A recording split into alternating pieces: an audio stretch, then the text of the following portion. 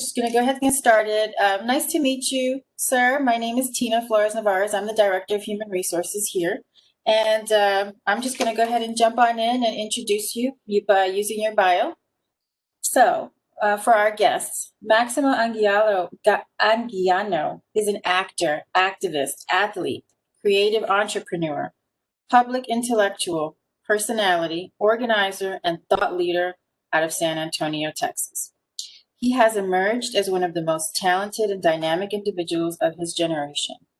As a critical, intellectual voice on the intersection of culture, sociopolitics, and racial justice, Maximo is a champion of the Latinx AO community and a true cross-pollinator of innovation. He is the former executive director of the Adelante U.S. Education Leadership Fund and brainchild behind the We Live Heritage web series. As a Master's of Science candidate at Grand Valley State University, Maximo studied at Marguerite University in Sydney, New South Wales, Australia, where he completed an ethnographic case study on the colonism of the indigenous Australian population. He was a member of the San Antonio Hispanic Chamber of Commerce's Alexander Briceño Leadership Development Program, class of 2016, and Sigma Lambda Beta International Fraternity Incorporated's Board of Directors. He's currently the Vice President of the PEACE Initiative's Board of Directors. Through various community, artistic, and educational works, Maximo's passion and charisma have electrified crowds, bringing a fresh, progressive, and driven approach to changing the world.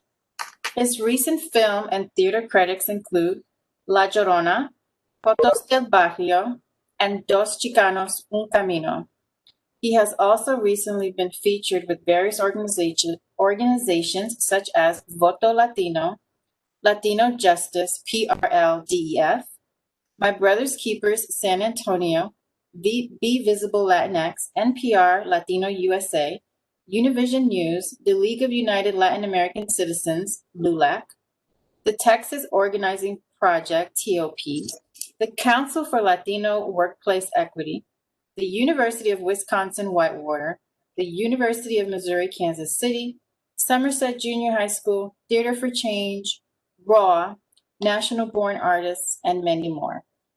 Finally, Maximo credits his ambition and motivation to his number one fan, his mother. For more information on Maximo, including analysis and adventures, follow him on social media at Blurb Smith Blocks. And without further ado, Maximo, please take it over. Yeah, it's interesting. I think I can live up to that incredible bio, the bio that I wrote. So, hey, thanks so much for, introducing me, giving me the full introduction here, and I appreciate it.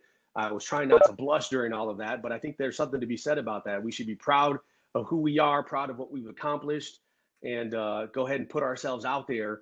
And that's a little bit about what we're going to talk about today. So first and foremost, I've got to thank everybody for having me. Texas A&M University, Central Texas. I've never been. Hopefully I can make the trek up there from San Antonio one of these days post-COVID, right? Because we're all trying to maneuver and navigate this COVID-19 situation. But I hope everyone is doing very well. I send everybody the best positive love, light, and energy on this Tuesday. And we've got a lot to talk about. So I'm going to go ahead and dive right in. As people are coming in, feel free to utilize the chat function. You could raise your hand, utilize the chat function. We're going to answer all of your questions and kind of just, have a good time today. I think it's about, being loose, being open and honest and earnest with what we're getting accomplished here today. And to go ahead and talk about Hispanic or Latinx Heritage Month in 2020 America. And there's sure a lot to be said about Latinx or Hispanic Heritage Month. A couple of months ago, I almost forgot our Hispanic Heritage Month, right? And it's interesting. It's a month, but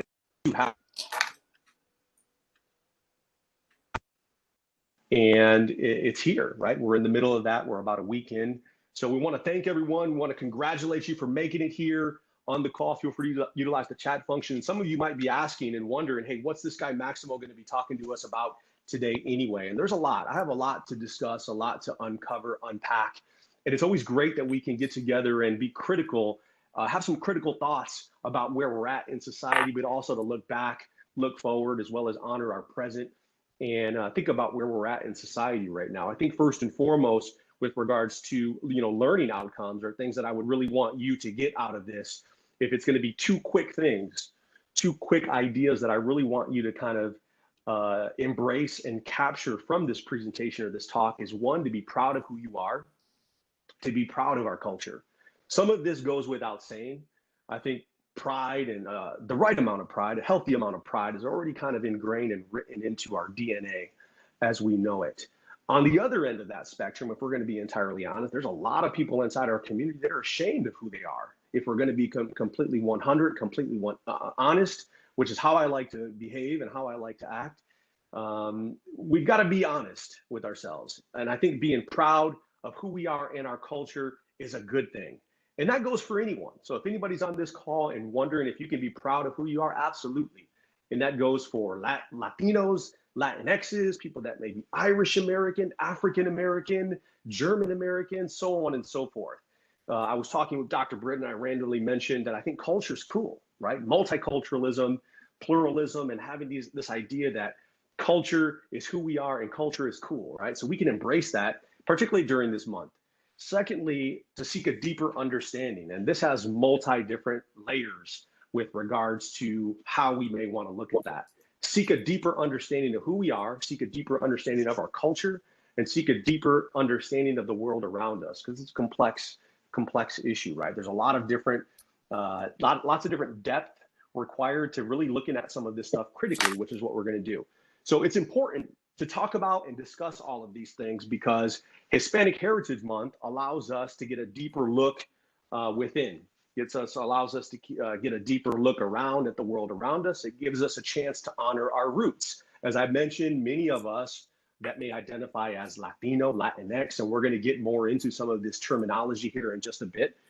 We already kind of honor our roots a little bit. We're proud of who we are. We may look into, to get some deeper understanding from our parents, our grandparents. Some others of us may not know anything about that, right? Maybe that history was destroyed or was taken away. It wasn't passing down. Nobody wrote it. Nobody wrote a family tree, things of that nature. People have no clue what their names mean. And that's a part of this as well, right? To seek that deeper understanding, which is why I have this bullet point up there for us. Hispanic Heritage Month allows us to salute our ancestors. It allows us to remember our history. It allows us to acknowledge our present and work towards our future, because we have a long ways to go with regards to some of the things that we need to accomplish. And I've got some thoughts in here with regards to some of that stuff. And with everything that's going on in the world, it's perfectly healthy for us to take a few moments to kind of figure out, hey, who are we? What do we need to consider with regards to Hispanic Heritage Month? What would we like to accomplish? Hispanic Heritage Month allows us to further consider our own self-identity. Because as I mentioned, there's layers and levels to all of this. And if you really think about it, with regards to quote unquote Hispanic Heritage Month or Latinx Heritage Month, what does that all mean?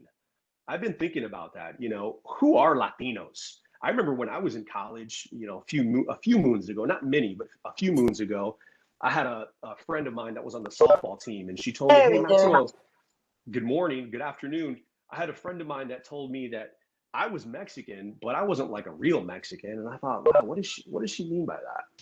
But it had me thinking about what this idea of real Mexicans or real Latinos are. Who are they? Right?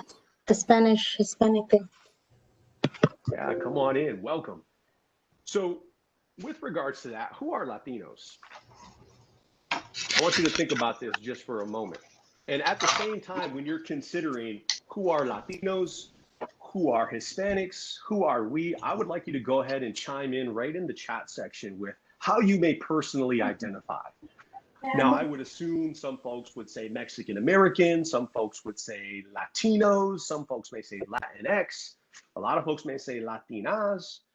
However you may personally identify, feel free to go ahead and chime in the chat section with your personal favorite, your preferred identifying label.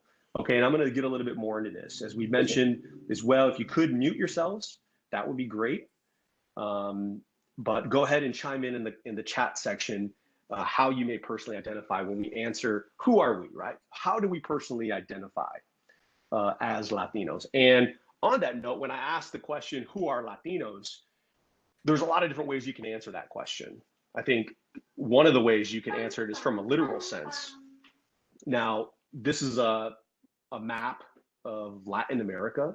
So some people may say Latinos are anyone that has roots from any of these countries, all the way from Mexico down to Argentina. Okay, and that includes all of the Caribbean, all of the islands, all of the little countries in there in Central America as well. And there's really a whole lot of countries here, a whole lot of culture, if you ask me.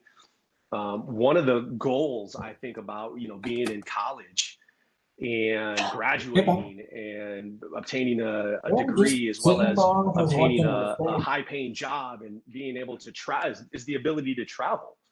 So, I think I would recommend, I hope people are curious to travel and kind of see the world. That's one of the good opportunities that we have, in front of us. Some of the folks that are in the military, they've had the opportunity to travel as well, and to kind of learn some of this diverse history, some of the cultures, and from some of the people that are here. Many of us have roots from some of these countries as well. As well as this, if you think about this, there's a lot of subcultures within these cultures as well, right? So when you think about Latinos in the United States, there's a lot of subcultures. For example, you might find Chicago Puerto Ricans, or Miami Cubans, or Southern California Chicanos, right? These are all parts of subcultures within the United States of the Latin American, the Latinx, or the Latino experience.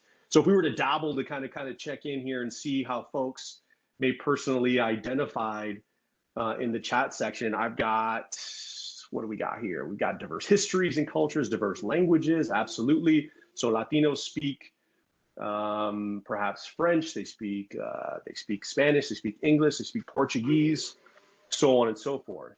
Latino or Hispanic, I see from Santos, good job. So again, we're probably, when you identify and look at the culture, you're probably the safest in that realm by saying Latino or Hispanic, because when we say the term Latinx, that is a term that not everybody agrees with, right? That's a term that some folks have perhaps been turned off by. Some folks don't identify with the Latinx. What is that X anyway?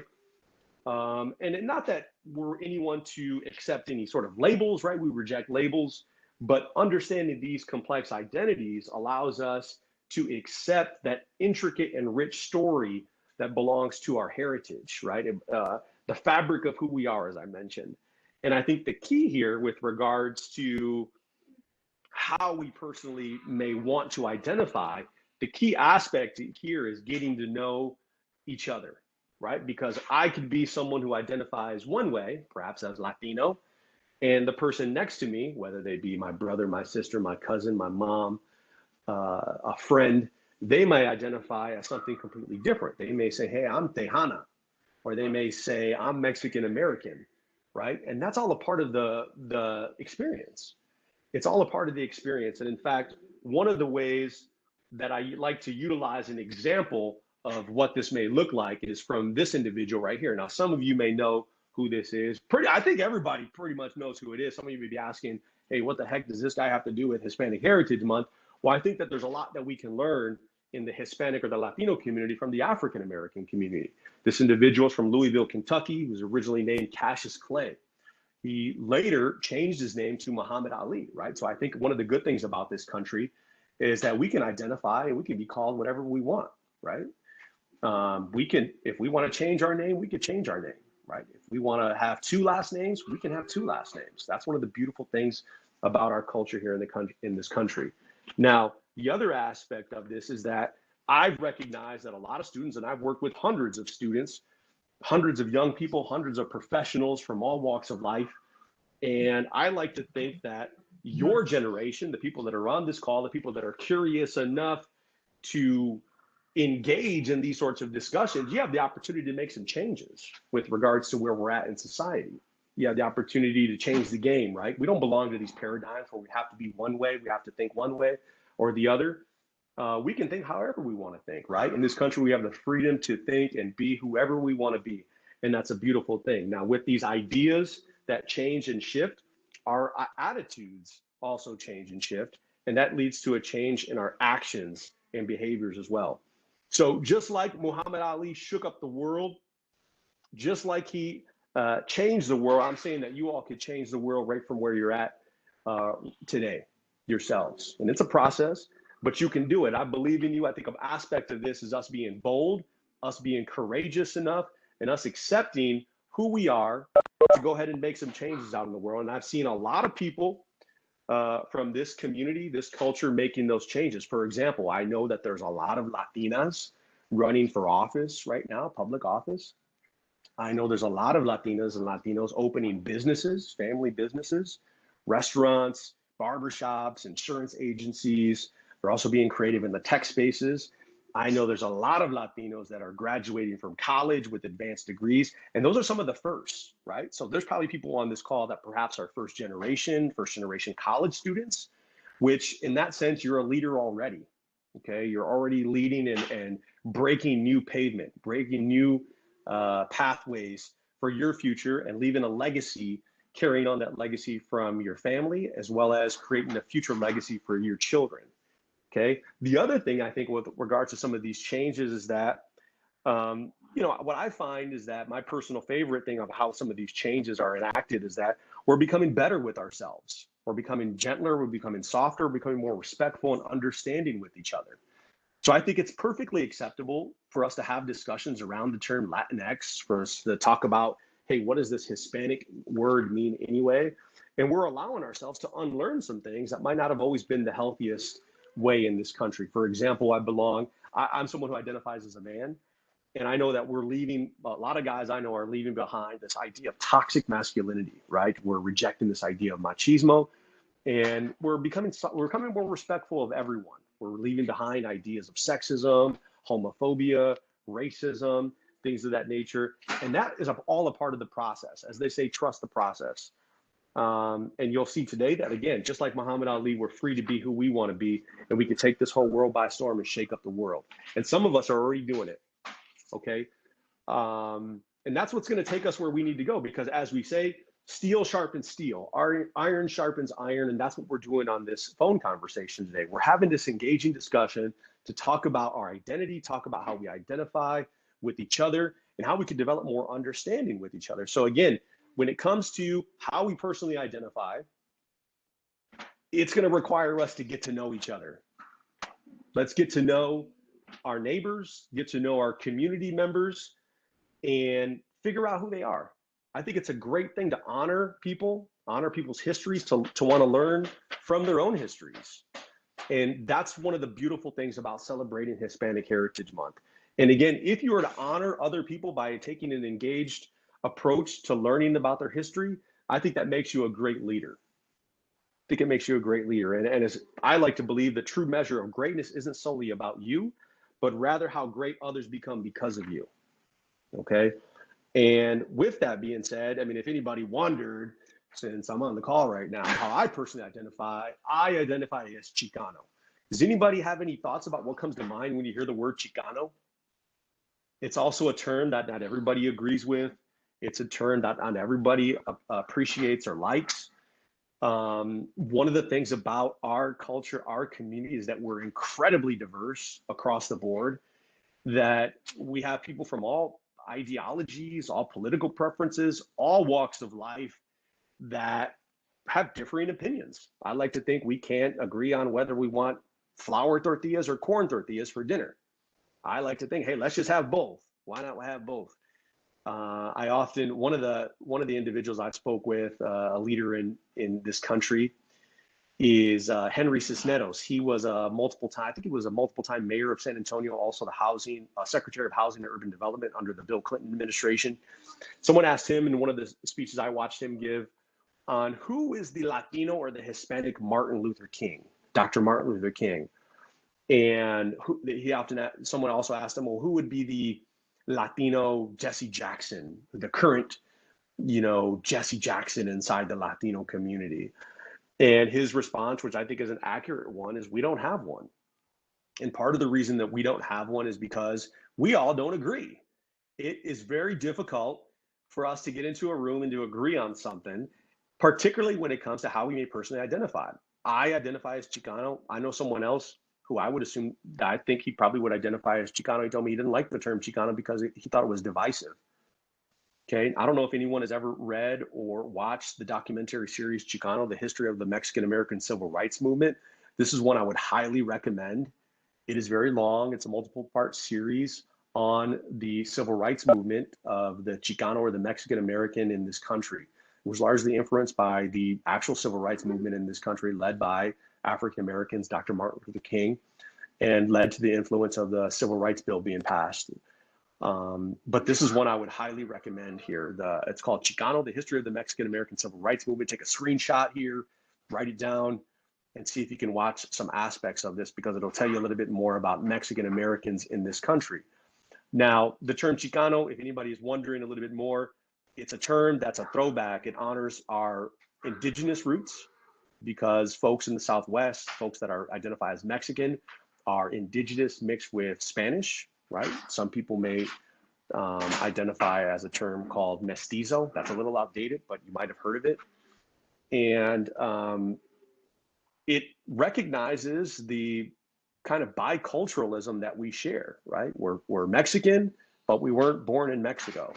And we're American, but we still want to honor our Mexican side.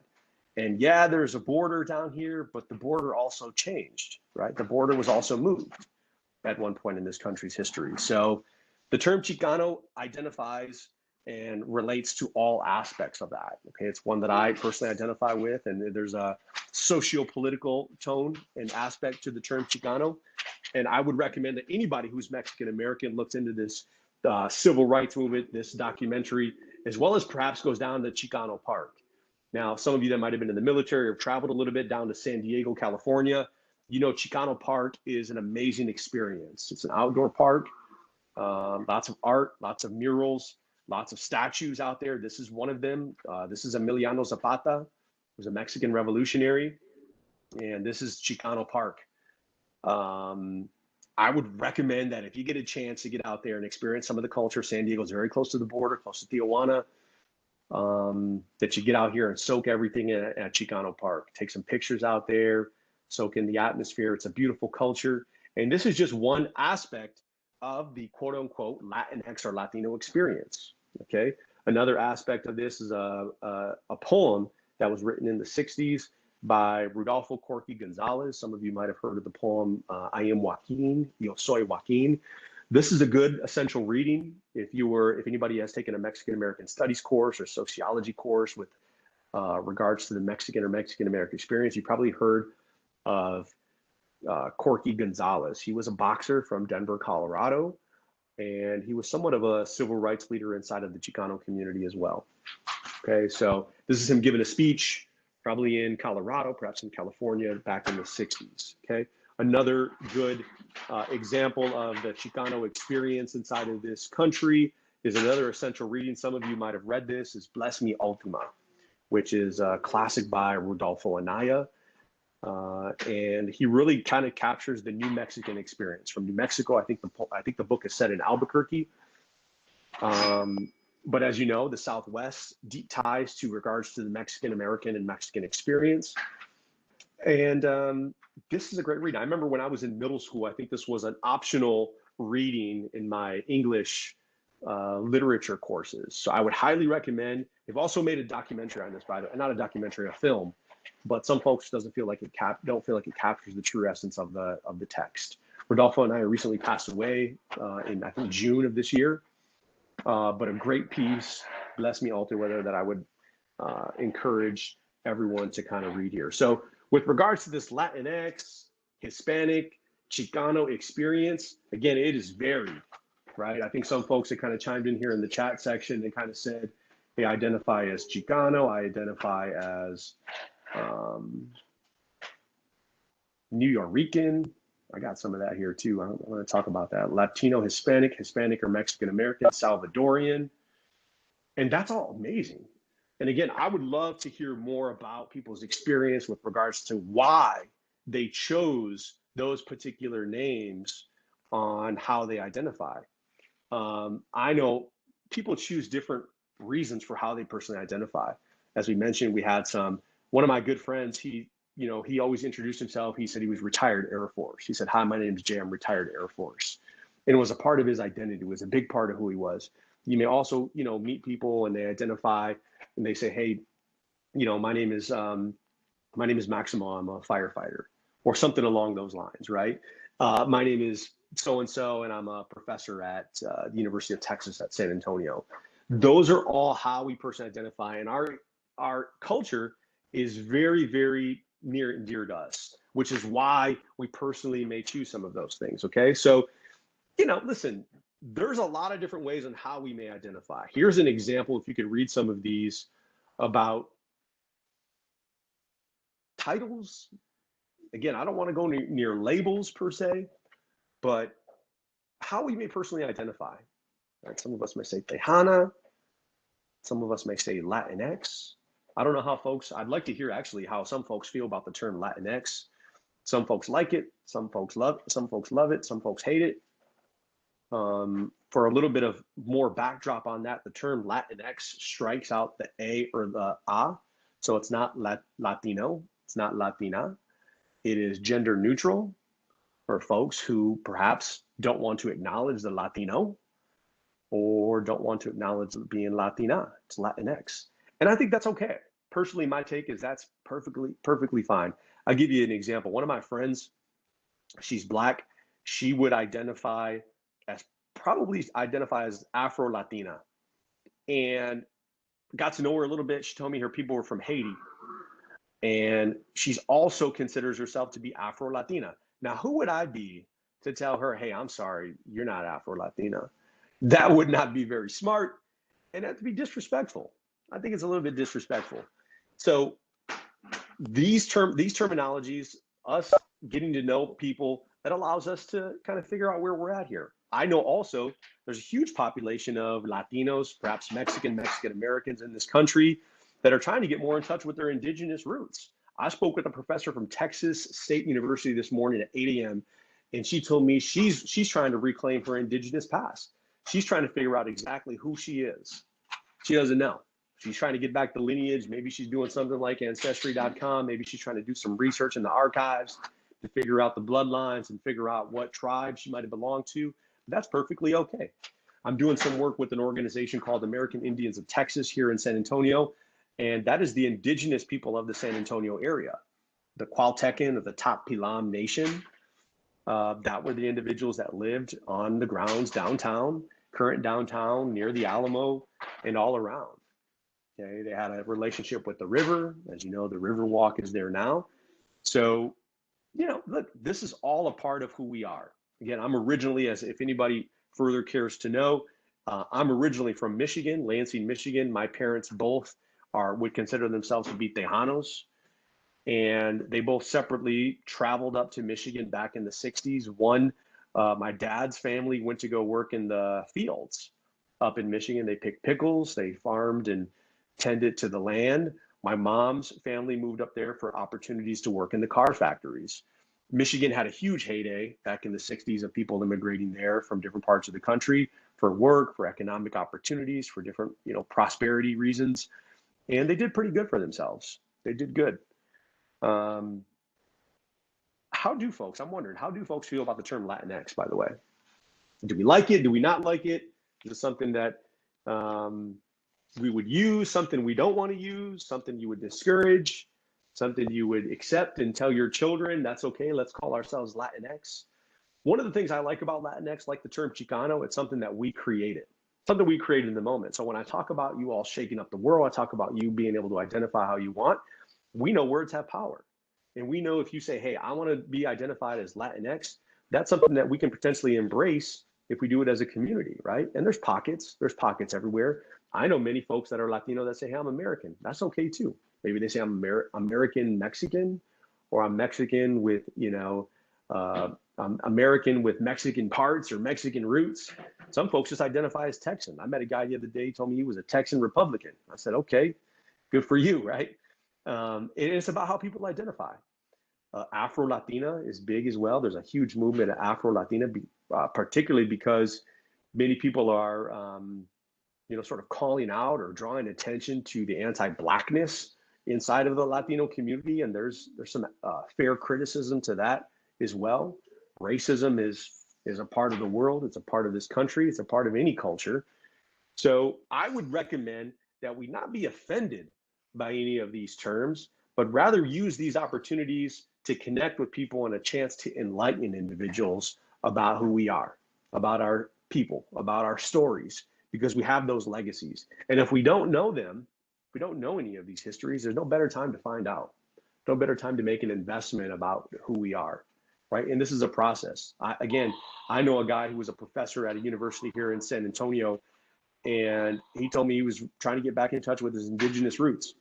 And if you were to ask him how he identified, he would say Chicano, but he would honor his indigenous side as well. So it's very complicated. As I mentioned, Latinos are incredibly diverse. And we have all these different ideologies and different sentiments with regards to who we are. Just like anyone else in this country, anyone else in this world, we are looking for life, liberty, and the pursuit of happiness just the same, right? We want equality. Okay, and again, this is part of a larger discussion of diversity, equity, inclusion, acceptance, and belonging. We're looking for opportunities, right? When we think of equity, we want to be treated fairly. We want to have the same access to opportunities, just like anyone else in this country. Okay, I think that we have our issues as well, right? So again, some of the stuff that I've focused on is more of the positive, but also acknowledging some of the struggles that some of us have had, particularly in the Mexican American or Chicano background, but it's real everywhere.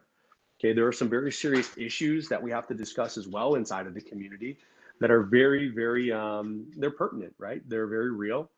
Again, we talked about racism. We talked about perhaps some health disparities, health issues. We know right now Latinos are being infected at disparate rates with COVID, particularly for some of the health issues like diabetes, coronary heart disease, obesity, right? So some of the things that we need to do is recapture our health, recapture and have the autonomy to go out there and make a change, right? Because no one's going to give it to us with regards to some of these things.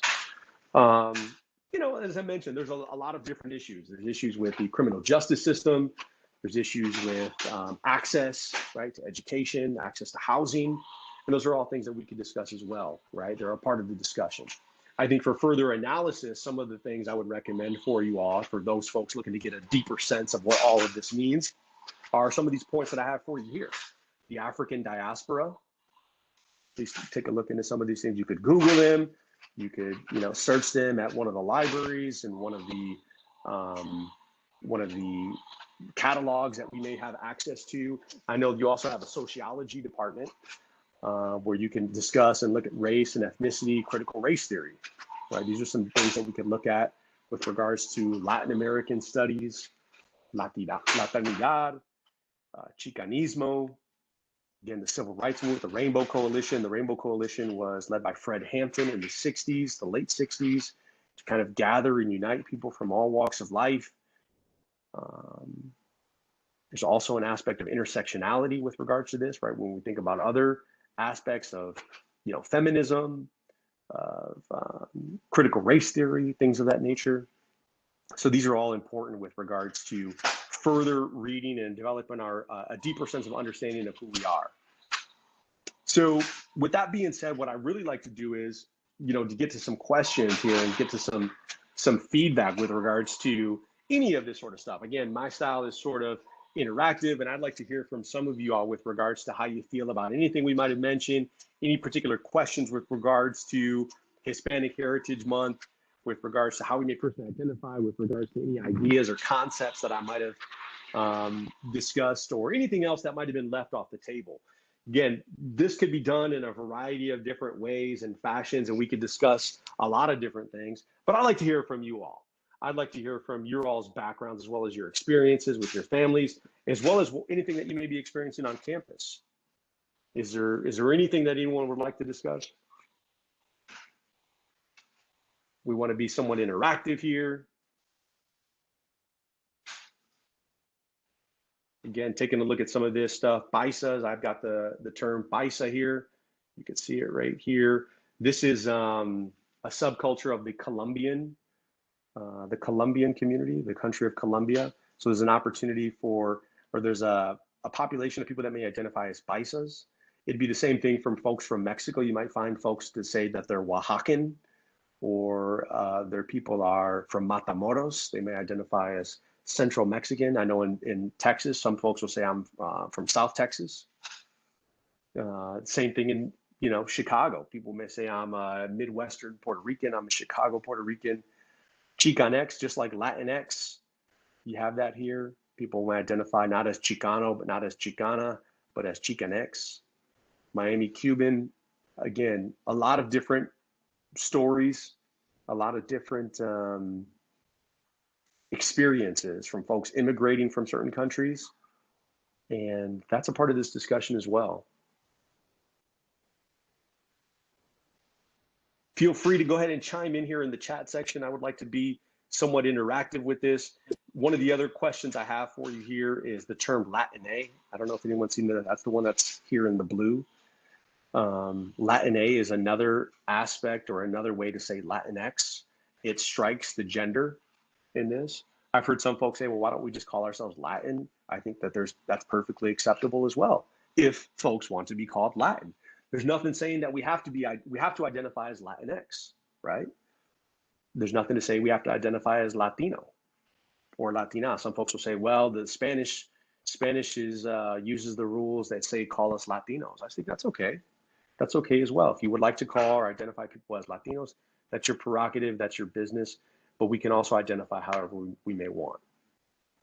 Again, rich history throughout all of these countries. I've got a question that I'd like to test everyone regarding the Spanish. I know when I lived out in New York for a little bit, and some folks told me that they were Spanish and they were Dominican or they were Puerto Rican, and they told me that they were Spanish. And I thought, well, okay, well, where in Spain are your people from? They're like, nah, we're just Spanish, right? We speak Spanish, we're Dominican. And I thought, okay, so that's another aspect or another level of understanding of who we are. I think one of the questions someone just chimed in with is, what about being Hispanic? I think that's fine as well. I think that one of the problems, and part of my goal here is to give you a critical response with some of this stuff and to broaden the scope with regards to this experience, is some people have a problem with the term Hispanic because of the colonization of the Spanish onto the Americas.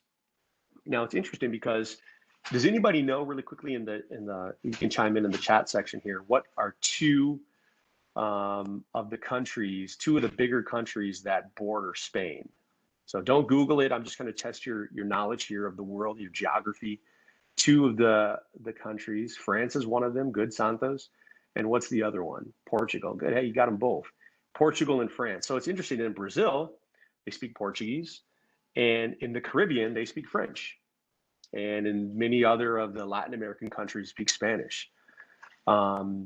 So, the Spanish branched out and they colonized a lot of, the different countries in this area.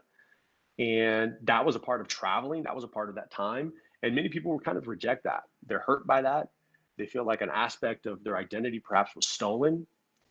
And, they don't want to identify with the term Hispanic.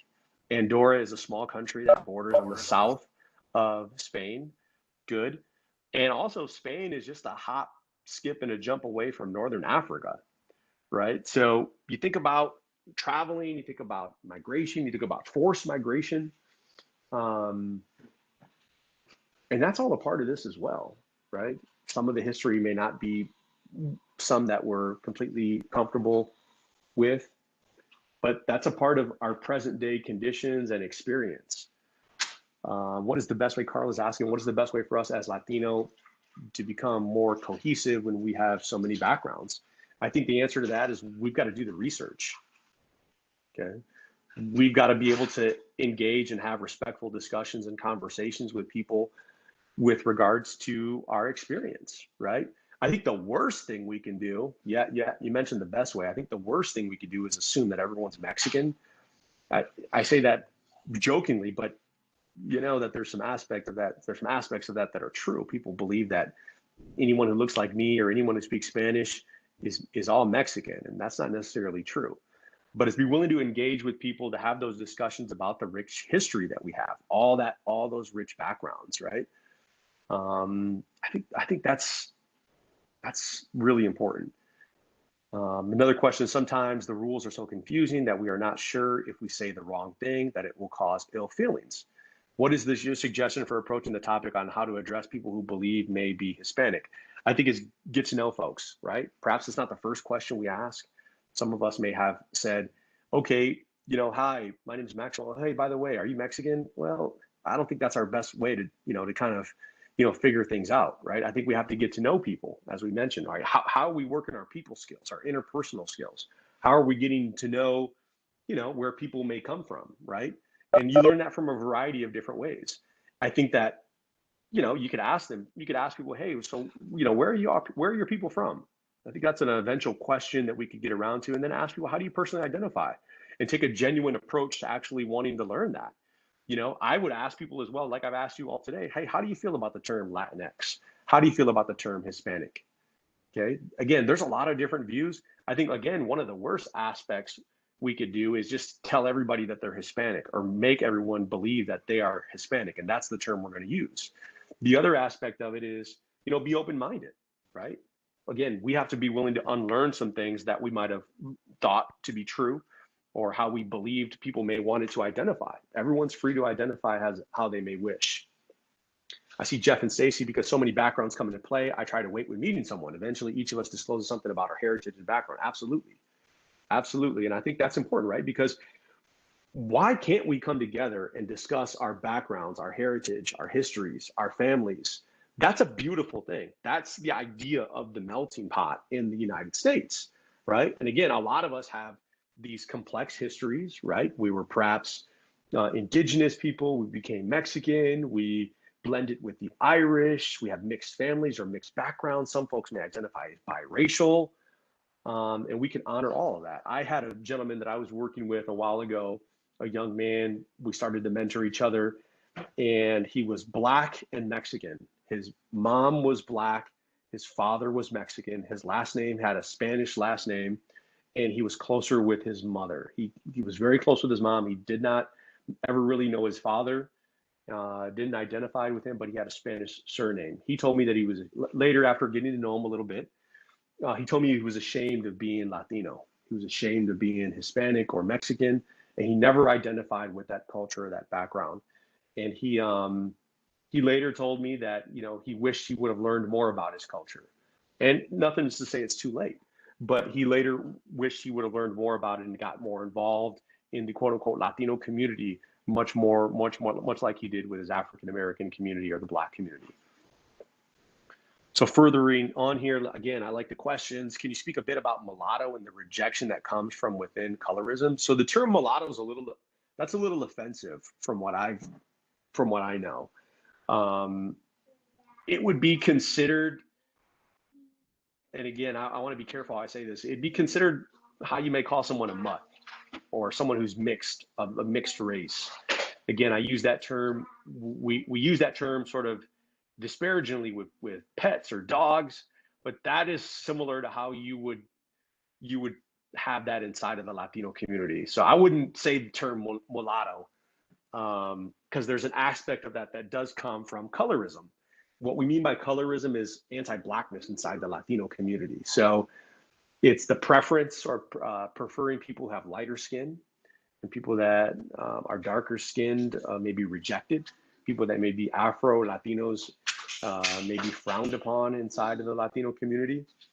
So the term mulatto, I would not go near. And again, this is also a good opportunity for us to engage with ourselves to do further research. Part of what I want to do for you all today is open up this box and kind of consider a broad aspect, but also talk directly to some of these issues.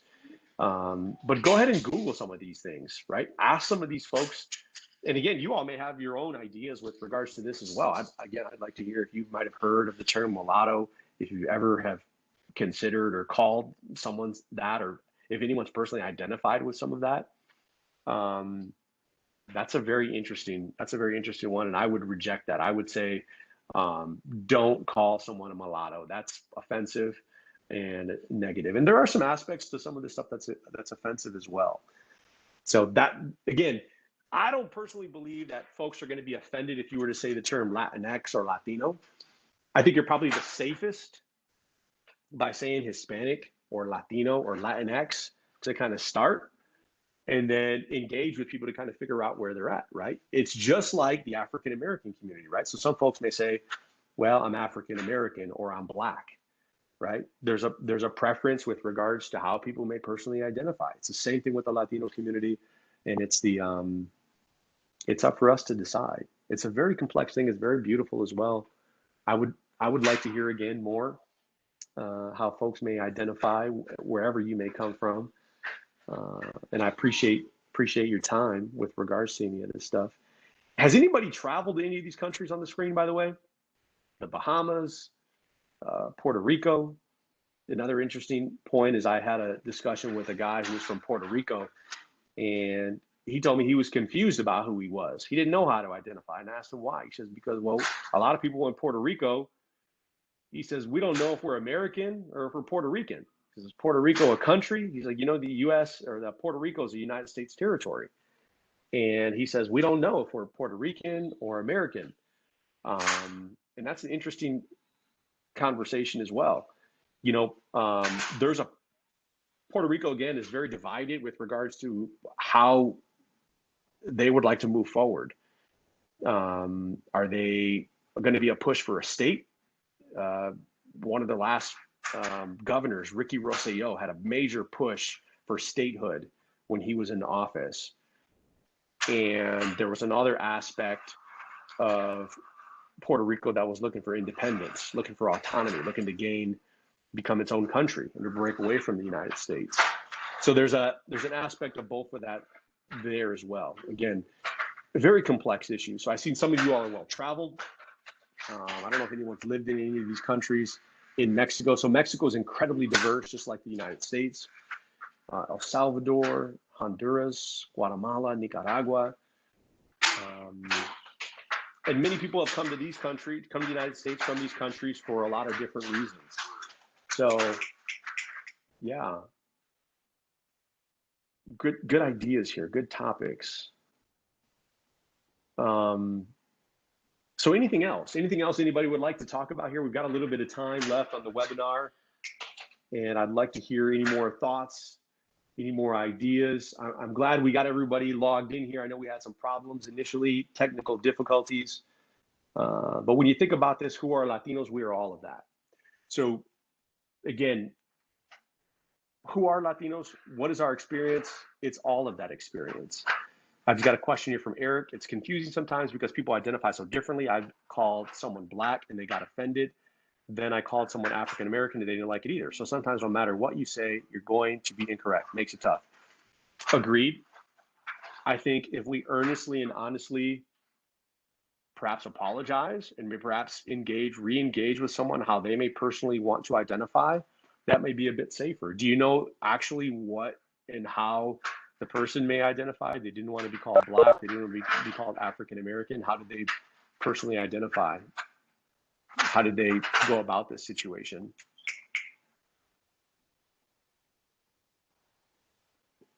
Feel free, if you want, you can take yourself off mute and chime in here. Will you repeat that question, please? Yeah, so Eric Hernandez commented here. He says it's confusing sometimes because people identify so differently. I have called someone Black and they got offended. Then I called someone African American and they didn't like it either. So sometimes no matter what you say, you're going to be incorrect. It makes it tough. Okay. Hey, Maximo, how are you today? Good to hear from you. Yes, sir. So to follow up on that question, because they, when you speak as the group in general, they want to be identified as Black. But then, so when you call someone Black, they're like, "Why are you calling me Black? I'm African American." So it's not just per se that it's just that individual person as the group as a whole. Because, like you were mentioning, some people like to be called Latin American. Some people don't like to be called Latino. I myself identify as Mexican American. So I get that.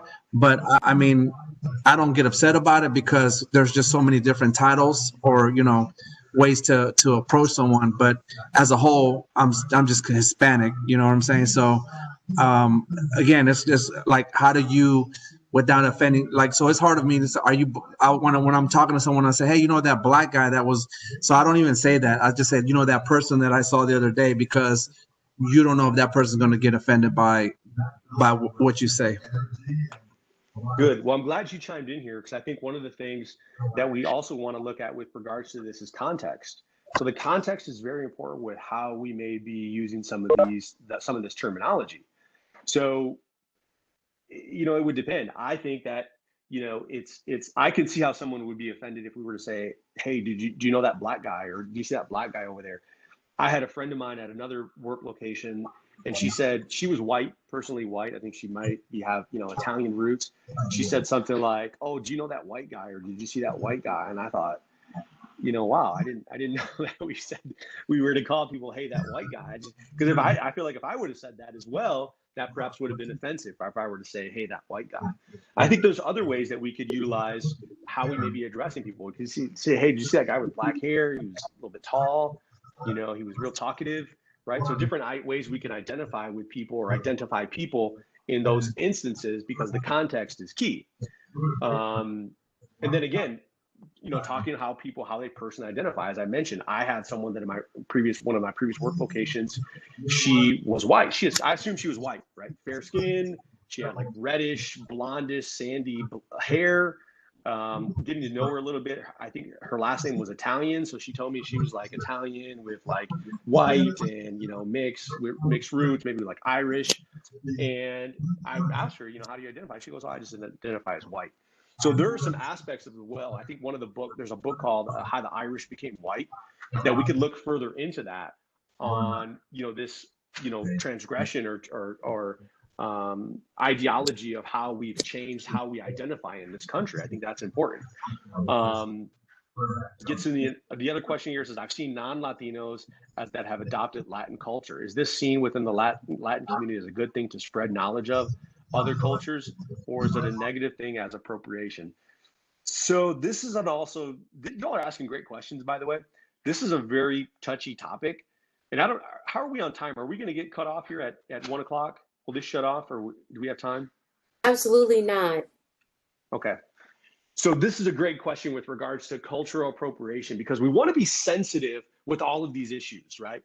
The sensitivity is important because it's regarding respect. So if someone were to ask me what the term diversity means to me, it means respect. So as you all know, my name is Maximo, right? I love my name. It's my name on my birth certificate. It literally translates in English to the maximum. So I try to live up to that.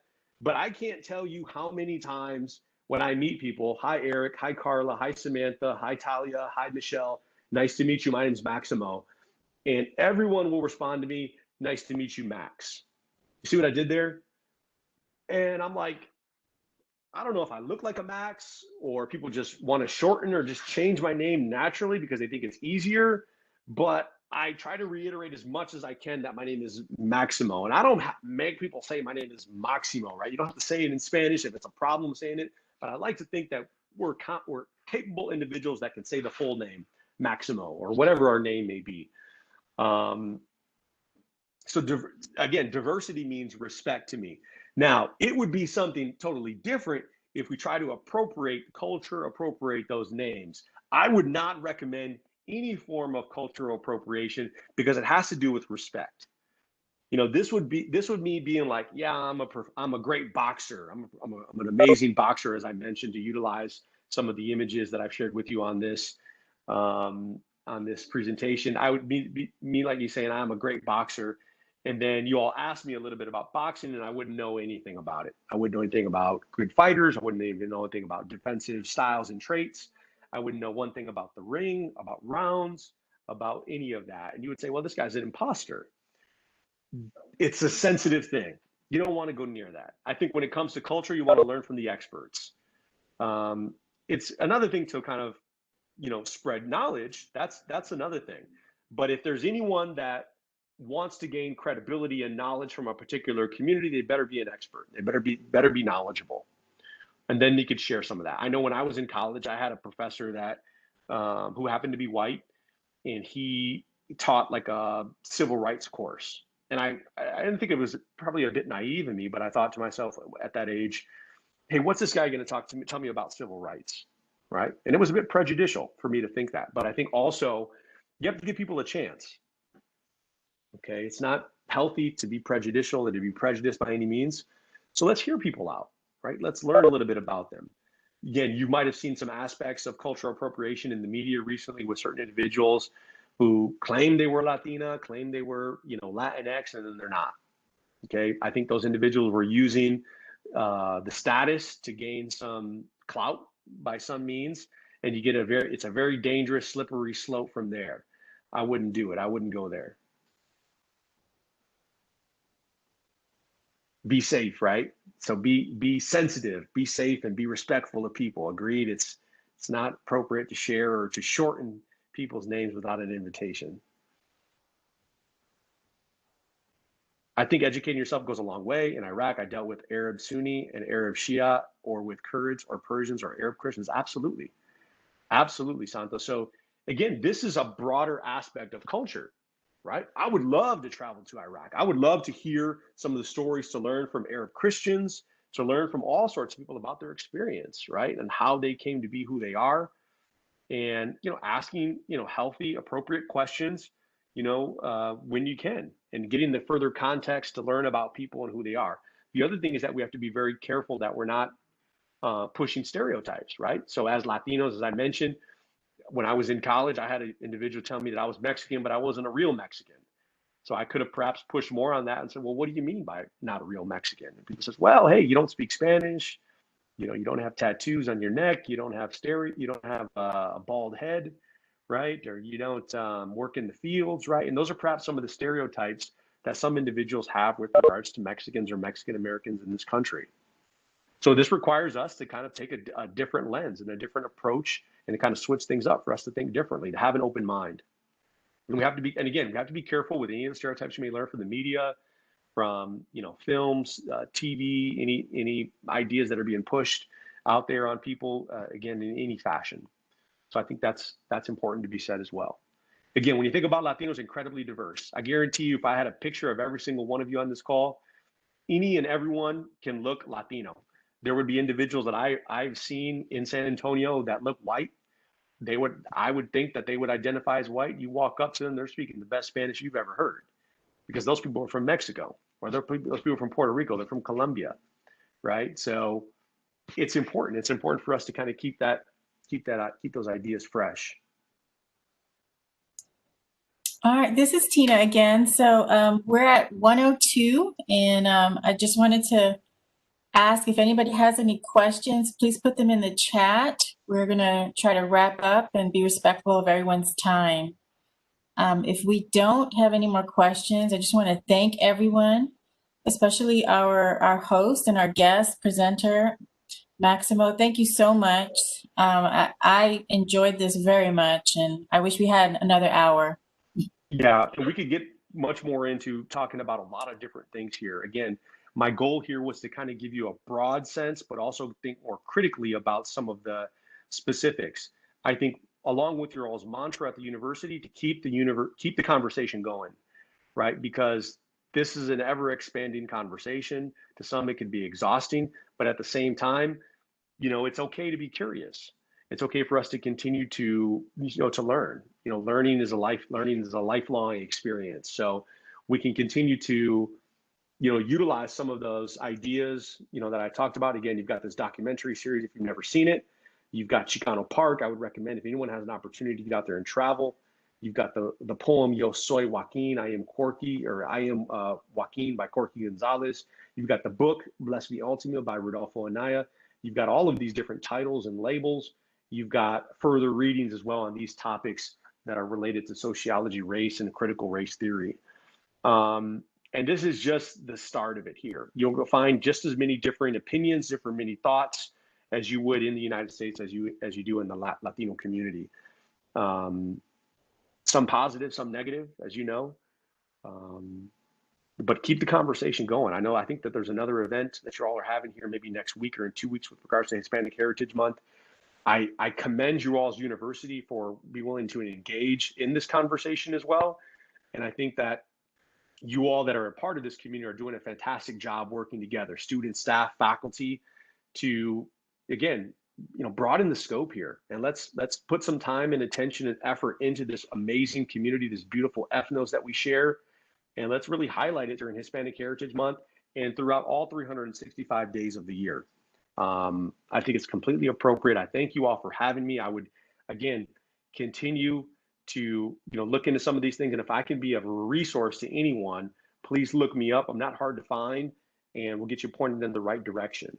I'd love to connect with the individuals here in San Antonio at the Air Force Base. I don't know if y'all are over at Lackland or where you may be, but I'd love to connect with you all as well, and maybe set up a Zoom chat or however we can. All right. Thank you so much. You take care, and we hope to see you in the near future. Yes, thank you, and have a great day, everyone. You too. Bye-bye.